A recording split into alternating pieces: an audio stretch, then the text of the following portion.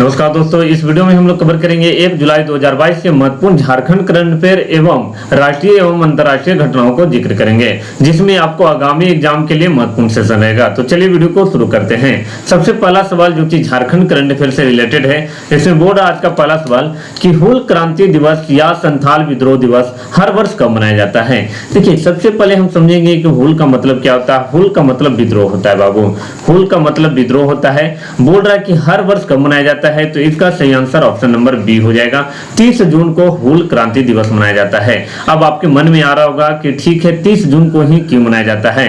वो समय था 30 जून 1855 की, जब सिद्धू और कान्हू के नेतृत्व में जो साहिबगंज जिला है, एकमात्र झारखंड का जिला है जहां पे गंगा नदी टच करती है, और वहां पे एक गांव से ये जो विद्रोह को बोल सकते हैं शुरू हुआ था, जिसका नाम था भोगनाटी, और यहीं से ये विद्रोह की शुरुआत हुआ था। और जो विद्रोह की शुरुआत हुआ था, ये किसके विरुद्ध हुआ था, तो अंग्रेजों के खिलाफ हुआ था, जो कि आदिवासी समुदाय के द्वारा किया गया था। अपनी हक के लिए, अपनी हक के लड़ाई के लिए ये जो विद्रोह किया गया था। और कब किया गया था, 30 जून 1855 को यह शुरुआत किया गया था। और इसी मौके पर उस समय सिद्धू और कान्हू के द्वारा एक बोल सकते हैं नारा दिया गया था, जो कि आपके एग्जाम के पर्पज से महत्वपूर्ण रहेगा। उस नारा को बोला जाता है, करो या मरो अंग्रेजों हमारी माटी छोड़ो। अगर आपसे पूछेगा कि करो या मरो अंग्रेजों हमारी माटी छोड़ो किसके द्वारा नारा दिया गया है, तो सिद्धू के द्वारा दिया गया है। अब समझिएगा यहाँ पे कि ये जो आजादी की लड़ाई में अंग्रेजों के खिलाफ जो भी बोल सकते हैं आदिवासियों का संघर्ष गाता है, उसी को ये डेडिकेटेड है, उसी बलिदान को ये शहादत के रूप में हम लोग मनाते हैं। अब इससे संबंधित क्या क्या सवाल आपके और एग्जाम में पूछ सकता है, उसको समझेंगे। ठीक है, सिद्धू और कान्हू का अंग्रेजों के द्वारा पकड़ लिया गया था, और उन्हें भोगनाडोह गांव जो था वहां पे पेड़ से लटकाकर 26 जुलाई 1855 को इनको फांसी दे दिया गया था। तो आपसे पूछेगा बाबू कि सिद्धू और कान्हू को जो पुण्यतिथि मनाया जाता है, कब मनाया जाता है, तो ये पुण्यतिथि 26 जुलाई 1855 को जो मृत्यु हुआ था, उसी के जो मृत्यु डेट होता है, उसी को हम लोग पुण्यतिथि बोलते हैं। दो चीज में कंफ्यूजन आता है बच्चा को, एक जयंती को लेकर, एक पुण्यतिथि को। पुण्यतिथि का मतलब होता है जिस दिन मृत्यु होता है ना, मृत्यु को हम लोग पुण्यतिथि के रूप में मनाते हैं, और जयंती यानी कि जन्म दिवस जो होता है उसको जयंती के रूप में मनाते हैं। 30 जून 1855 की वो समय था जब झारखंड के आदिवासियों के द्वारा अंग्रेजों के खिलाफ विद्रोह किया गया, और 400 टोटल गांव था बाबू, 400 गांव मिलकर 50,000 से अधिक लोगों ने भोगनाडी गांव पहुंचकर जंग का ऐलान कर दिया था अंग्रेजों के खिलाफ में। और ऐसा भी कहा जाता है, ऐसा आंकड़ा बताया जाता है कि लगभग 20,000 लोग शहादत हो गए थे इसमें प्रमुख रूप से अगर नाम ज्यादा, जैसे बहुत सारे लोग शहीद हुए थे, मगर सबसे ज्यादा नेतृत्व करने वाले में सिद्धू कान्हू, चांद भैरव और फूल झानो का नाम आता है, जो कि यहाँ पर देख सकते हैं हेमंत सोरेन के द्वारा भी ये ट्विटर के माध्यम से भी ट्वीट किया गया था, साथ में वहां पे माल्यार्पण भी किए थे। अगला सवाल है 2 नंबर, राजमहल की पहाड़ियों में अवस्थित साहिबगंज के गुरमी पहाड़ पर अवस्थित फॉसिल पार्क एवं ऑडिटोरियम सह म्यूजियम का उद्घाटन हाल ही में किसने किया। तो ये जो किया गया, उद्घाटन किया गया, किसके द्वारा किया गया, तो हेमंत सोरेन के द्वारा किया गया। और हेमंत सोरेन वर्तमान में झारखंड के सीएम हैं। झारखंड के मुख्यमंत्री आपसे पूछ दे तो हेमंत सोरेन, जिनकी पार्टी का नाम है झारखंड मुक्ति मोर्चा, झारखंड मुक्ति मोर्चा। और यहाँ पे जो बोल सकते हैं, यहाँ पे राजद का भी गठबंधन है, और राजद का गठबंधन है तो राजद का एकमात्र विधायक है पूरा झारखंड में। अभी राजद का एकमात्र विधायक अगर आपसे पूछ दे कि कौन है, तो सत्यानंद भोक्ता, जिनको मिनिस्ट्री यानी कौन सा मंत्रालय मिला हुआ है, तो लेबर मिनिस्टर, यानी कि श्रम मंत्री। अगर पूछे कि झारखंड सरकार में कौन है, तो सत्यानंद भोक्ता। यहाँ पे जगन्नाथ महतो हैं, जो कि एजुकेशन मिनिस्टर हैं, यानी कि बोल सकते हैं शिक्षा मंत्री झारखंड सरकार में पूछेगा तो जगन्नाथ महतो। जोभा मांझी क्या है, तो देखिए एक महिला है जो कि कैबिनेट में शामिल है, जिनका मंत्रालय बोल सकते हैं आप लोग महिला एवं बाल विकास मंत्रालय। पूछेगा कि झारखंड सरकार में महिला एवं बाल विकास मंत्रालय के मंत्री कौन है, तो जोभा मांझी हो जाएंगे। और इसके अलावा इसमें समझेंगे ये जो बना है, जो ऑडिटोरियम का उद्घाटन किया गया, ये क्या है, तो देखिए यहाँ पे 15 करोड़ वर्ष पुराने जीवाश्म को भी आप जाइएगा वहां पे तो देख सकेंगे। यहाँ पे राजमहल की जो पहाड़ी है, वहां पे जीवनदायिनी यानी कि जीवन देने वाली औषधियां होती है, वनस्पति होती है, और वहां पर जाइएगा आप लोगों को देखने को मिलेगा। तो कुछ हम पिक्चर आप लोगों को दिखाएंगे, जो कि यहाँ से आप घर बैठे ही सैर कर सकते हैं। ये देख सकते हैं फॉसिल पार्क का नजारा है। इसके अलावा देख सकते हैं ये फॉसिल को जो जीवाश्म होते हैं उसको संरक्षण एवं इको टूरिज्म को बढ़ावा देने के लिए ऐसा जो झारखंड सरकार के द्वारा किया गया है, जो कि बहुत ही कारगर साबित होगा आने वाला समय में। अब यहाँ पे देखिए, यहाँ पे लिखा हुआ है राजमहल के जीवाश्म, तो यहाँ पे लिखा हुआ भी है, आप लोगों को मेंशन किया हुआ है क्या क्या चीजें हैं यहाँ पे, और जाके आप फॉसिल्स को भी देख सकते हैं, निहार सकते हैं। यहाँ पर देखिए ये फॉसिल्स का नजारा आप लोगों को दिख रहा होगा। एक और फोटो लाए आप लोगों के लिए, ये देख सकते हैं। अगला सवाल 3 नंबर बोल रहा है, झारखंड के मुख्यमंत्री हेमंत सोरेन के द्वारा 29 जून 2022 को मेधा डेयरी प्लांट का उद्घाटन किस जिला में किया गया? देखिए मेधा डेयरी प्लांट का उद्घाटन जो किया गया ये साहिबगंज जिला में किया गया, तो ऑप्शन नंबर डी यहाँ पे राइट हो जाएगा, साहिबगंज हो जाएगा मेधा डेयरी प्लांट। अब डेयरी से संबंधित कुछ सवाल आता है जो कि हम यहाँ पे समझेंगे। देखिए इसके बारे में आप समझ लीजिएगा कि इसका तो उद्घाटन हेमंत सोरेन के द्वारा किया गया 29 जून को, और प्रधानमंत्री नरेंद्र मोदी जी के द्वारा 2017 में ही इसकी नींव रखी गई थी। नींव देख सकते हैं 2017, और अभी के समय के आकलन कर सकते हैं। बहुत सारा जो है ना योजना जो है थोड़ा सा क्रियान्वयन होने में समय लग जाता है। और इस प्लांट का निर्माण अगर पूछेगा किसके द्वारा किया गया, तो राष्ट्रीय डेयरी विकास बोर्ड के द्वारा किया गया। इस पे बोला जा रहा है कि 34 करोड़ की लागत से बनकर यह तैयार किया गया है। अब एक और सवाल, 2 सवाल हम आप लोगों को बताएंगे जो कि इंडिया लेवल का एग्जाम देते हैं या जीएस का आप पढ़ते हैं, तो जीएस में ये सवाल आना चाहिए। बोलेगा कि राष्ट्रीय डेयरी विकास बोर्ड, राष्ट्रीय डेयरी विकास बोर्ड का अगर आपसे पूछ दिया जाए कि इसका संस्थान कहाँ पे देखने को मिलेगा, तो इसका संस्थान राष्ट्रीय डेयरी विकास बोर्ड का बोलेगा तो ये आपको आनंद जिला जो गुजरात में है वहां पे देखने को मिलेगा, आनंद गुजरात में। एक और चीज आप लोगों से पूछेगा बाबू, अगर पूछ दिया जाए कि राष्ट्रीय की जगह यहाँ पे क्या कर देगा, भारतीय डेयरी अनुसंधान संस्थान का अगर हेडक्वार्टर अगर आपसे पूछ जाए, यानी कि ये कहाँ पर देखने को मिलेगा, भारतीय डेयरी अनुसंधान पूछेगा कि भारतीय डेयरी अनुसंधान संस्थान जो है कहाँ पर देखने को मिलेगा, तो अनुसंधान संस्थान जो है ये आप लोगों को देखने को मिलेगा, एक जगह है करनाल जगह है, और करनाल कहाँ पे है, तो हरियाणा में है। तो ये सवाल, दोनों सवाल पूछा हुआ है, हर एग्जाम में दोनों सवाल पूछता है। राष्ट्रीय डेयरी विकास बोर्ड तो ये आनंद गुजरात में हो जाएगा, भारतीय डेयरी अनुसंधान संस्थान यानी कि रिसर्च करने के लिए कहाँ पे है, तो करनाल हरियाणा में हो जाएगा। और इस पे कितना लागत आया है, 34 करोड़ का लागत आया हुआ है। अब साहिबगंज बताए थे, अभी तुरंत बताया कि ये जो है ना गंगा नदी का किनारे, मतलब कि गंगा एकमात्र ऐसा जिला है, जैसे यहाँ पर कितना जिला है बाबू, 24 को जिला है ना, 24 जिला है। यहाँ पे अगर बोल दे कि झारखंड में लोकसभा सीट कितना है, राज्यसभा सीट कितना है, लोकसभा सीट का अगर बोलेगा तो 14 हो जाएगा, और राज्यसभा सीट बोलेगा तो 6 हो जाएगा। आप लोग को याद रखना, हम बता रहे हैं आप लोग को Jharkhand current affairs, Jharkhand GK के लिए भी आप लोग को हम कराते रहेंगे। इसके अलावा इंटरनेशनल नेशनल करंट अफेयर, और इसमें तो मेरा एक अपना योगदान रहेगा कि किसी तरह से हिस्ट्री पॉलिटिक्स सबको जोड़कर एक निचोड़ आप लोग को निकाल के लाएं, क्योंकि करंट अफेयर बहुत ही आपके जीवन के लिए उपयोगी साबित होगा ये सेशन। अब धनबाद के बारे में आप लोगों को पिछले क्लास में बताए हुए हैं, जो कि करंट अफेयर का वीडियो आया, केवल झारखंड करंट अफेयर का वीडियो अलग से लाया गया है। और हर सप्ताह में हम क्या करेंगे कि अलग से सेपरेट करके अलग से current affair, Jharkhand current affair भी देंगे, और इसमें तो राष्ट्रीय और अंतर्राष्ट्रीय के साथ झारखंड करंट अफेयर भी इंक्लूड रहेगा। धनबाद को हम लोग कोयला नगरी के नाम से जानते हैं। पूछता है कि इनमें से कौन से नगर को कोयला नगरी के नाम से जानते हैं, तो धनबाद को। रांची को क्या बोलते हैं बाबू, तो जल प्रपातों का शहर, जल प्रपातों का शहर। इसी को झारखंड का शिमला बोला जाता है। झारखंड का शिमला अगर पूछे तो रांची को। जमशेदपुर को 2 नाम से जाना जाता है, एक इस्पात नगरी के नाम से, इस्पात नगरी के नाम से इसको जाना जाता है। इसके अलावा इसको पिट्सबर्ग ऑफ इंडिया के नाम से भी जाना जाता है, पिट्सबर्ग ऑफ इंडिया। तो थोड़ा सा आप लोगों को क्या करना है, बहुत सारा इंफॉर्मेशन रहेगा, इसको नोट्स बनाने का आप लोग प्रयास करिएगा। यहाँ पे एक जगह है नेतरहाट, नेतरहाट झारखंड में है, जिसको हम लोग पहाड़ों की मल्लिका कहते हैं, पहाड़ों की मल्लिका। तो ये सब चीजें आप लोग याद रखिएगा। यहाँ पर देखिए साहिबगंज डेयरी प्लांट का उद्घाटन किया गया, और 2 चीज यहाँ पे 2 पॉइंट दिया हुआ है, दोनों को याद कर लेना है। और ये करंट अफेयर में भी हम करा दिए हैं कि बादल पत्र लेख, बादल पत्र लेख को मिनिस्ट्री पूछेगा कौन सा मंत्रालय में है, तो ये एग्रीकल्चर मिनिस्टर है। पूछेगा कृषि पशुपालन एवं सहकारिता विभाग, सहकारिता का जो कॉर्पोरेशन बोल सकते हैं आप लोग, सहकारिता विभाग के मंत्री अगर पूछेगा तो बादल पत्र लेख। और आलमगीर आलम जो है ये पंचायती राज एवं संसदीय कार्य विभाग के मंत्री और ग्रामीण विकास और ग्रामीण कार्य मंत्री हैं। तो सवाल पूछेगा कि ग्रामीण विकास, ग्रामीण कार्य, पंचायती राज मंत्री कौन है वर्तमान में झारखंड सरकार में, तो आलमगीर आलम हो जाएंगे।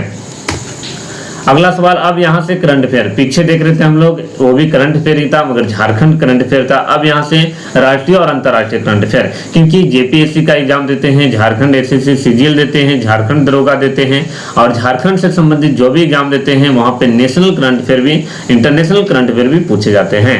तो पूछेगा कि राष्ट्रीय चिकित्सा दिवस हर साल कब मनाया जाता है, तो राष्ट्रीय चिकित्सा दिवस 1 जुलाई को मनाया जाता है। और 1 जुलाई को क्यों मनाया जाता है, तो 1 जुलाई को इसलिए मनाया जाता है क्योंकि विधान चंद्र राय जो थे उनकी जयंती यानी कि जन्म दिवस के अवसर पे। और एक और फैक्ट बता दूं कि इनका पुण्य तिथि यानी कि जयंती भी इसी दिन मनाया जाता है यानी कि 1 जुलाई को ही, और इनका पुण्य तिथि भी 1 जुलाई को ही मनाया जाता है। और ये बहुत बड़े बोल सकते हैं, बहुत ही महान चिकित्सक थे, साथ में राजनेता भी थे, शिक्षाविद भी थे। और इनका जन्म अगर पूछ दे कब हुआ था तो 1882 में हुआ था, 1 जुलाई को हुआ था। और मृत्यु अगर पूछ दिया था तो 1 जुलाई को बताया भी कि 1 जुलाई को ही हुआ था, 1962 में हुआ था। और इनको भारत रत्न 1961 ईस्वी में दे दिया गया था। 1976 ईस्वी में इन्हीं के नाम पर, इन्हीं की याद में बीसी रॉय राष्ट्रीय पुरस्कार, बीसी रॉय राष्ट्रीय पुरस्कार जो कि चिकित्सा के क्षेत्र में दिया जाता है, विज्ञान के क्षेत्र में, दर्शन के मामले में, कला के क्षेत्र में दिया जाता है। अब अगर एक और सवाल आपसे पूछ दिया जाए कि ठीक है ये तो राष्ट्रीय चिकित्सा दिवस था, अभी वर्तमान में अगर पूछ दिया जाए कि भारत सरकार में अभी स्वास्थ्य मंत्री कौन है, तो भारत के स्वास्थ्य मंत्री अगर आपसे पूछ दिया जाए तो भारत के स्वास्थ्य मंत्री हैं, इनका नाम है मनसुख मांडविया। मनसुख मांडविया वर्तमान में भारत के स्वास्थ्य मंत्री हैं। तो आप लोगों को वीडियो में कहीं पे अगर किसी तरह का अगर डाउट रहता है तो जाइएगा कमेंट सेक्शन में, वहां पे अपनी राय जरूर बताइएगा। किसी भी तरह का अगर आप लोगों को डाउट होगा, स्क्रीन पे जो नंबर दिख रहा है वहां से कॉल करके आप पूछ सकते हैं। अब समझिएगा वहां पे 1991 में ये पहली बार मनाया गया था नेशनल डॉक्टर डे, और 1961 ईस्वी में इनको भारत का सर्वोच्च जो पुरस्कार बोला जाता है भारत रत्न। जैसे देखें भारत का सर्वोच्च नागरिक सम्मान तो पहला पे भारत रत्न है, दूसरा पे सर्वोच्च नागरिक सम्मान अगर पूछ दिया जाए तो पद्म विभूषण हो जाएगा। तीसरा आपको याद रखना है कि ये सर्वोच्च नागरिक सम्मान जो होता है भारत रत्न होता है, पद्म विभूषण होता है, पद्म भूषण होता है, पद्म भूषण होता है। तीसरा आपको याद रखना है, ये तो पहला भारत रत्न, दूसरा पद्म विभूषण, तीसरा पद्म भूषण, और चौथा सर्वोच्च नागरिक सम्मान क्या होता है, पद्मश्री होता है। बाबू क्या होता है, पद्मश्री होता है। अब चलिए अगला सवाल देखिएगा, 5 नंबर बोल रहा है अपना पहला रणजी ट्रॉफी खिताब 2022 में किस राज्य ने जीता। देखिए ये पहली बार जीता है और हराया भी तो किसको हराया कि 41 बार के चैंपियन को, 41 बार जीता हुआ था मुंबई, 41 बार के चैंपियन को हराया और जीता कौन, तो Madhya Pradesh. Option number B इसका राइट हो जाएगा। और फाइनल जो मैच हुआ था कहाँ पे हुआ था, तो चिन्ना स्वामी स्टेडियम में हुआ था। और जो पहला टूर्नामेंट अगर रणजी ट्रॉफी की बात किया जाए, रणजी ट्रॉफी देखिए ये रखा गया है रणजीत सिंह के नाम पे, रणजीत सिंह के नाम पर रखा गया है। और रणजीत सिंह जो है ना वो इंग्लैंड के लिए भी खेले हैं और भारत के लिए भी खेले हुए हैं। इसका प्रशासक यानी कि इसको स्पॉन्सरशिप यानी कि किसके देखरेख में होता है, तो बीसीसीआई के देखरेख में।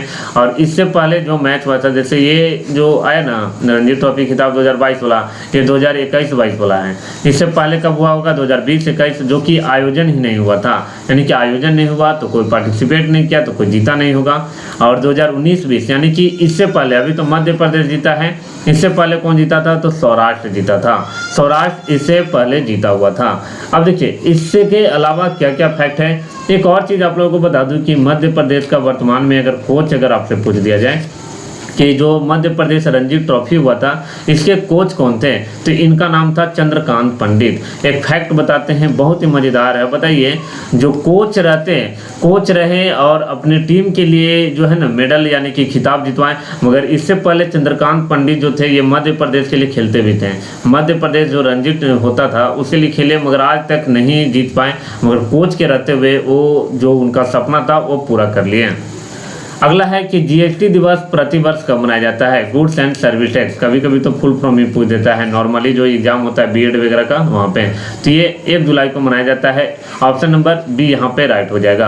अब 1 जुलाई को ही क्यों मनाया जाता है हम आप लोगों को बताएंगे। कोई भी सवाल आएगा एकदम सरल भाषा में वही बताया जाएगा जो आपके एग्जाम में आने वाला। बहुत सारे लोग क्या करते हैं उसको लेंदी कर देते हैं, लेंदी नहीं करना उसको सरल से सरल लैंग्वेज में एग्जाम क्या पूछना चाहता है बाबू उसके पे हम लोग बात करेंगे। तो 1 जुलाई 2017 को इसको लागू किया गया था, यानी कि आज से बोल सकते हैं 5 साल पीछे 2017 में इसको शुरू किया गया था। दूसरा सवाल पूछेगा कि ये कितनावां संविधान संशोधन करके बना था, तो 101वां संविधान संशोधन करके। और ये कैसा टैक्स होता है, तो ये अप्रत्यक्ष कर होता है, अप्रत्यक्ष कर होता है। और ये कौन सी समिति की सिफारिश पे भारत में इसको लागू किया गया था? जीएसटी को विजय केलकर समिति के द्वारा लागू किया गया था। आप जब गए होंगे कोई सामान खरीदने के लिए तो उस पर जीएसटी टैक्स देना पड़ता होगा। आप फ्रिज लेने जाइएगा तो उस पर कंपनी वाला आपसे अलग से जीएसटी, मान ली 10,000 का सामान है तो आपसे वहाँ पे अलग से लिखा हुआ है जीएसटी कितना लेगा वो। चलिए अगला सवाल है 7 नंबर, महाराष्ट्र के नए मुख्यमंत्री पद की शपथ किसने लिया? देखिए इनसे पहले जो मुख्यमंत्री थे वो थे उद्धव ठाकरे थे, मगर अभी बन गए हैं वर्तमान में एकनाथ शिंदे। और एकनाथ शिंदे जो बने हैं यहाँ पे अलायंस किसका हुआ है, यानी गठबंधन बीजेपी और यहाँ पे इंडिपेंडेंट एमएलए जो थे उनके साथ मिलके ये हुआ है। बीजेपी यहाँ पे और बोल सकते हैं इंडिपेंडेंट जो एमएलए थे उनके द्वारा। और ये केवें नंबर के मुख्यमंत्री बन गए हैं? तो एकनाथ शिंदे जो बने हैं ये 20वें नंबर के मुख्यमंत्री बने हैं। और अभी उप मुख्यमंत्री अगर आपसे पूछ दिया जाए कौन है, तो जो उप मुख्यमंत्री वर्तमान में हैं इनका नाम है देवेंद्र फडणवीस। और देवेंद्र फडणवीस इससे पहले मुख्यमंत्री भी रह चुके हैं। और इससे के अलावा महाराष्ट्र क्या क्या सवाल है जो आपके एग्जाम के लिए इंपॉर्टेंट रहेगा उसको भी चर्चा करेंगे। ये 30 जून 2022 को इन्होंने शपथ लिया। इससे पहले 29 जून को उद्धव ठाकरे ने इस्तीफा दे दिया था। महाराष्ट्र में लोकसभा सीट, लोकसभा को हम लोग क्या बोलते हैं? लोकसभा को हम लोग बोलते हैं लोअर, यानी कि जो निचला सदन बोला जाता है लोअर हाउस। और राज्यसभा को क्या बोला जाता है? अपर हाउस बोला जाता है। याद करने के लिए लोकसभा में देखिएगा एल लगा हुआ है, लोकसभा लिखिएगा, लोकसभा तो ऐसे ही लिखाता है। लोकसभा को एल से लोकसभा तो लोअर हो जाएगा। तो बोलेगा कि महाराष्ट्र में लोकसभा सीट कितना है? 48 है। और महाराष्ट्र में राज्यसभा सीट बोलेगा तो 19 हो जाएगा। महाराष्ट्र में विधानसभा एकदम जो कंपेरिजन किससे किया जाता है, तुलना किया जाता है लोकसभा से, यानी कि इसको निम्न सदन बोला जाता है। वहीं विधान परिषद अगर रहेगा तो विधान परिषद जो होता है वो उच्च सदन होता है। महाराष्ट्र में विधानसभा की सीट बोलेगा तो 288 हो जाएगा। कितना? 288। ये भी सवाल पीसीएस का एग्जाम में, खास करके अगर पीसीएस का एग्जाम देते हैं तो वहाँ पे लोकसभा सीट राज्यसभा सीट मिलाने के लिए आता है, मिलान करने वाला सवाल। किस राज्य सरकार ने काशी यात्रा परियोजना को अपनी मंजूरी दे दी है? देखिए काशी यात्रा परियोजना में क्या है इसके बारे में बात करेंगे। सबसे पहले तो आपको बता दूं कि ये जो राज्य सरकार शुरू किया है ये कर्नाटक के द्वारा शुरू किया गया है। इसमें क्या होगा कि काशी विश्वनाथ मंदिर की तीर्थ यात्रा कराया जाएगा, जो कि काशी विश्वनाथ मंदिर जो कि कहाँ पे है? तो ये उत्तर प्रदेश में है। उत्तर प्रदेश में गंगा नदी के किनारे है, बनारस में, वाराणसी में है और गंगा नदी के किनारे है। और गंगा नदी को वर्तमान समय में हम लोग क्या बोलते हैं? पवित्र नदी बोला जाता है। भारत का पवित्र नदी गंगा को, जिसका उल्लेख आप लोग को जो प्राचीनतम वेद है ऋग्वेद में भी मिला है, परंतु वहाँ पे गंगा नदी का एक ही बार जिक्र मिला हुआ है। अगर आप प्राचीन भारत बहुत अच्छा से पढ़े होंगे तो वहाँ पे बताया होगा कि गंगा नदी और यमुना नदी का अगर बोलेगा कि यमुना नदी का कितना बार जिक्र हुआ है, तो यमुना नदी का ऋग्वेद में 3 बार जिक्र हुआ है। और सबसे ज़्यादा अगर बोलेगा कि उल्लेख किसका हुआ है तो सिंधु नदी का हुआ है। सिंधु नदी को सबसे ज़्यादा हुआ है। और इसका बोल सकते हैं इसका वर्तमान नाम सिंधु को ही इंडस के नाम से हम लोग जानते हैं, इंडस के नाम से जानते हैं। तो गंगा नदी का बोलेगा कि ऋग्वेद में कितना बार? 1 बार। यमुना नदी का 3 बार और सिंधु नदी का सबसे ज़्यादा उल्लेख हुआ है। और 2 चीज़ और पूछता है, जब आप लोगों को बता रहे तो बता देता हूँ कि ऋग्वेद से संबंधित 2 सवाल के ऋग्वेद का सबसे पवित्र नदी बोलेगा कि ऋग्वेद का सबसे पवित्र नदी कौन था और ऋग्वेद का सबसे महत्वपूर्ण नदी और सबसे पवित्र नदी बोलेगा तो सरस्वती हो जाएगा, जिसको इसका पुराना नाम सरस्वती को घग्गर है। और महत्वपूर्ण नदी अगर बोलेगा तो महत्वपूर्ण नदी में क्या हो जाएगा? सिंधु सबसे महत्वपूर्ण, जिसका उल्लेख सबसे ज़्यादा बार मिला है। सरस्वती नदी का उपनाम भी पूछा हुआ है एग्जाम में, देवीतमा। इसका 3 नाम है, देवीतमा, मातेतमा और नदी तमा बोला जाता है। तो हम बहुत डीप में आप लोगों को पढ़ाने वाले हैं, हिस्ट्री, पॉलिटी, इकोनॉमी सबको इसमें निचोड़ रहेगा। और जो सवाल आने की संभावना, ऐसा नहीं कि हिस्ट्री पढ़ा तो पूरा डीप में, जो ज़्यादा पॉपुलर सवाल रहेगा उसको हम बताने का प्रयास करेंगे। इसमें काशी विश्वनाथ मंदिर की जो है ना सैर कराया जाएगा, जिसमें ऐसा बोला जा रहा है कि जो भी कर्नाटक के लोग रहेंगे उनको 30,000 लोगों को 5,000 रुपये की नगद सहायता राशि पेश किया जाएगा। अब उत्तर प्रदेश का मुख्यमंत्री अगर बोल दिया जाए आपसे कि कौन है, तो योगी आदित्यनाथ। बिहार का अगर बोलेगा बाबू, ये भी मुख्यमंत्री से भी सवाल आता है, बिहार का मुख्यमंत्री नीतीश कुमार हो जाएंगे। वहीं केरल का बोलेगा तो पीनाराई विजयन। पिनाराय विजयन। वहीं कर्नाटक का अगर बोलेगा, कर्नाटक का कौन है तो बसवराज बोम्मई, बसवराज बोम्मई। तो ये सब चीज़ें आप लोग याद रखिए। अगला सवाल 9 नंबर, अटॉर्नी जनरल के वेणुगोपाल का कार्यकाल कितना महीना के लिए बढ़ा दिया गया है? देखिए 30 जून को इनका कार्यकाल खत्म हो रहा था बाबू, मगर बोला सरकार के साथ बैठ के बातचीत हुआ तो बोले कि नहीं 3 महीना के लिए और इनका बढ़ाया जाए, तो 9 का ऑप्शन नंबर ये हो जाएगा। और ये 91 साल के हो गए हैं, तो उम्र भी अब ढल चुका है। वेणुगोपाल को 2017 में इनको राष्ट्रपति के द्वारा इनको नियुक्त किया गया था, और ये जगह किनका लिए थे तो मुकुल रोहतगी को। जो भी पॉइंट बोल रहे हैं उसको केवल ध्यान दीजिएगा, एग्जाम निकलता है, ऐसा नहीं कि सबका सब पढ़ना होता है। बहुत कम में जो बोला जाता है स्टडी मटेरियल होना चाहिए, वो कंटेंट क्वालिटी होना चाहिए। इनको 2002 में पद्म भूषण मिला है और 2015 में पद्म विभूषण। तो हम बताए थे अभी तुरंत कि भारत रत्न होता है जो भारत का सर्वोच्च नागरिक सम्मान, दूसरा भारत का सर्वोच्च नागरिक सम्मान क्या होता है? पद्म विभूषण। तीसरा सर्वोच्च नागरिक सम्मान पद्म भूषण। चौथा सर्वोच्च नागरिक सम्मान क्या होता है? तो पद्मश्री होता है। ओडिशा के चांदीपुर एकीकृत परीक्षण रेंज से अभ्यास high speed expendable aerial target का सफल परीक्षण किया गया। तो ये किसके द्वारा किया गया? तो डीआरडीओ के द्वारा किया गया। डीआरडीओ का फुल फॉर्म पूछता है तो defence research development organisation. Defence research development organisation इसका फुल फॉर्म होता है, क्योंकि आप लोगों को पूछ सकता है एग्जाम में। और पूछेगा कि डीआरडीओ का चेयरमैन कौन है, वर्तमान में अध्यक्ष बोलेगा तो इनका नाम क्या है? तो जी सतीश रेड्डी, जी सतीश रेड्डी। और पूछ सकता है सवाल कि चलिए डीआरडीओ का हेडक्वार्टर बता दीजिए, तो हेडक्वार्टर नई दिल्ली में है बाबू। और पूछेगा कि इसका स्थापना कब हुआ था, तो 1 जनवरी को हुआ था और 1 जनवरी 1958 को हुआ था। और ये जो एरियल वाला जो ये है अभ्यास सफल परीक्षण किया गया, ये चांदीपुर उड़ीसा से किया गया।